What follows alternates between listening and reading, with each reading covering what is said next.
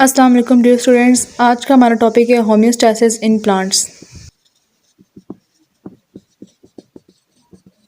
Okay, homeostasis in plants के plants ने अपने इंटरनल कंडीशंस को क्या रखना है, मेंटेन रखना है। होमियोस्टैसिस करने के लिए प्लांट्स को 3 मेजर फिनोमिनास करने पड़ते हैं।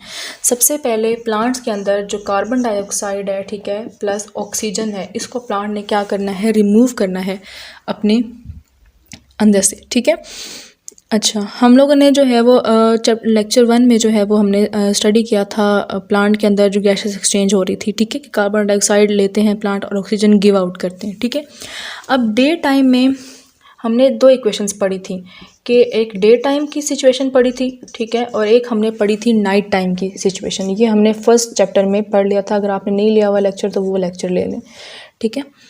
डे टाइम में जो है वो हमने पढ़ा था कि डे टाइम में फोटोसिंथेसिस के नतीजे में जो ऑक्सीजन बनती है वो यूटिलाइज हो जाती है रिस्पायरेशन में, और रिस्पायरेशन के नतीजे में जो कार्बन डाइऑक्साइड बनती है वो यूटिलाइज हो जाती है फोटोसिंथेसिस में, ठीक है।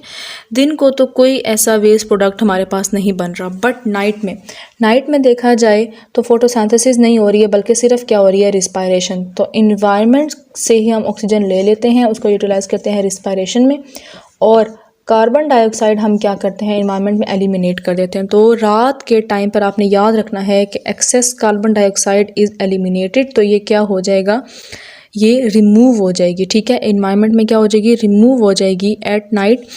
ओके, मैं बताती हूँ। In day time carbon dioxide produced in cellular respiration is utilised in photosynthesis, hence it is not a waste product, ठीक है। But at night it is surplus because there is no utilisation of carbon dioxide.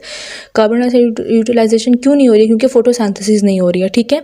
तो क्या होगा कि it is remove from the tissue cells bye diffusion. या environment में जो है वो यंग स्टेम्स के या लीव्स के जरिए क्या हो जाएगी, थ्रू स्टोमेटा जो है वो रिलीज़ हो जाएगी, या रूट हेयर्स के ज़रिए जो है वो रूट के ज़रिए जो है सॉइल के अंदर जो है वो रिलीज़ हो जाएगी, ठीक है।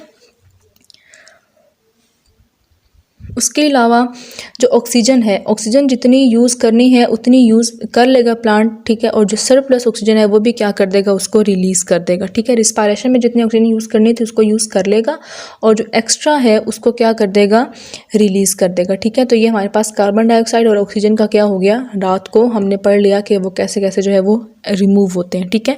सेकेंड पॉइंट हमारे पास है रिमूवल ऑफ एक्स्ट्रा वाटर, ठीक है। सेकंड पॉइंट हमारे पास क्या हो जाएगा प्लांट्स की होमियोस्टैसिस में, रिमूवल ऑफ एक्स्ट्रा वाटर।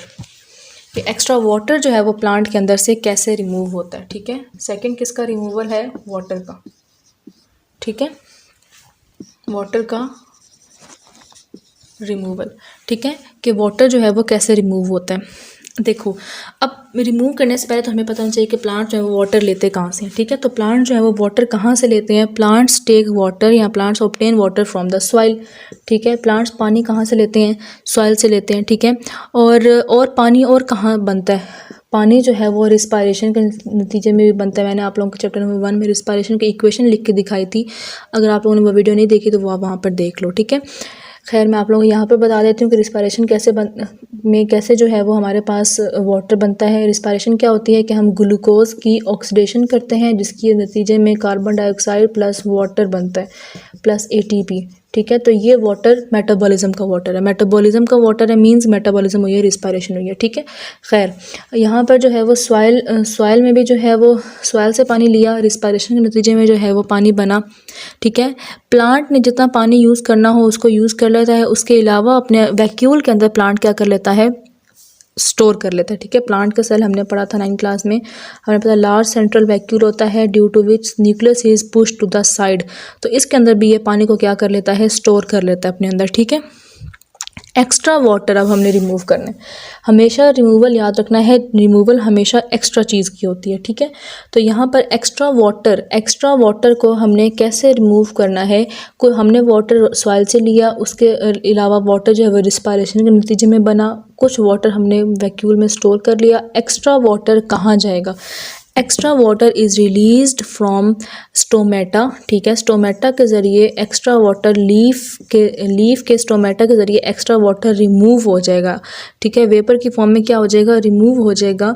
इस प्रोसेस को हम कि लीफ के स्टोमेटा के ज़रिए जो वाटर रिमूव होता है in the form of vapours, ठीक है, loss of water from the plant surface from leaf stomata is called, इस प्रोसेस को हम क्या कहते हैं, this process is called transpiration, ठीक है, this process is called transpiration. रात को लेकिन क्योंकि स्टोमेटा क्या हो जाते हैं रात को बंद, तो रात को ट्रांसपायरेशन नहीं होती है, ये बात याद रखनी है कि रात को स्टोमेटा के बंद होने की वजह से, दिन को तो चलो ठीक है स्टोमेटा ओपन है, ट्रांसपायरेशन और ये पानी जो है वो निकली जा रहा है, ठीक है, but to a limit, certain limit. लेकिन रात को स्टोमेटा बंद होने की वजह से ट्रांसपायरेशन नहीं होती है, तो फिर पानी कहाँ जाएगा, ठीक है, ये भी एक सवाल है।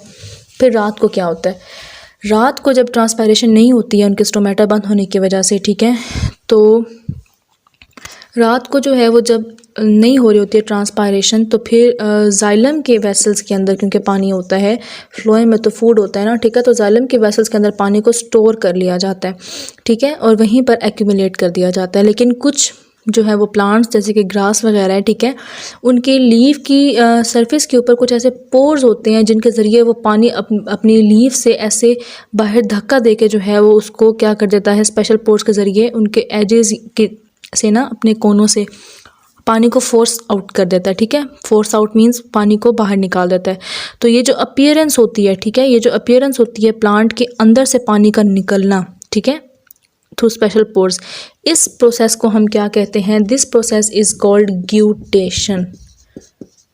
ग्यूटेशन क्या होता है कि कुछ प्लांट्स में जैसे कि ग्रासेस हैं, ठीक है, वो क्या करती हैं, फोर्स दिस वाटर, जो उनके जाइलम में वाटर है वो उसको फोर्स करते हैं थ्रू स्पेशल पोर्स जो कि उसकी बिल्कुल टिप्स पर प्रेजेंट होते हैं, ठीक है, और in the form of drops, वो जो अपीयरेंस होती है ड्रॉप की ऑन द टिप्स और edges of leaves is called guttation. इस प्रोसेस को क्या कहते हैं, ग्यूटेशन, ठीक है। ग्यूटेशन और ड्यू को कभी भी, शबनम के जो कतरे होते हैं, ठीक है, उनको कभी इन दोनों प्रोसेस को मिक्स नहीं करना।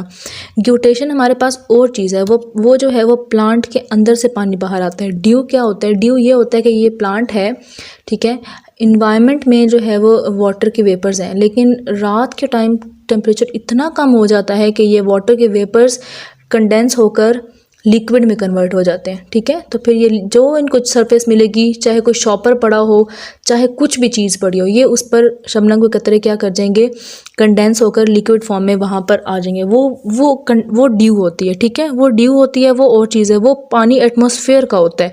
लेकिन ग्यूटेशन में पानी जो है वो प्लांट की बॉडी का अंदर का होता है, ठीक है, उसके पानी अंदर होता है। ड्यू में पानी इन्वायरमेंट में होता है, ग्यूटेशन में पानी बॉडी के अंदर से बाहर जाता है, ठीक है। और ड्यू जो है ना, ड्यू वो ज़रूरी नहीं कि प्लांट के ऊपर हो, ठीक है, हाँ प्लांट के ऊपर भी होती है, बट वो कोई भी उसको सरफेस मिल जाए, कोई भी पत्थर भी मिल जाए, कोई शॉपर पड़ा हो, कोई आपका कोई रैपर पड़ा हो, तो वो उसके ऊपर जो है वो कंडेंस हो जाता है, ठीक है, वो और चीज़ है।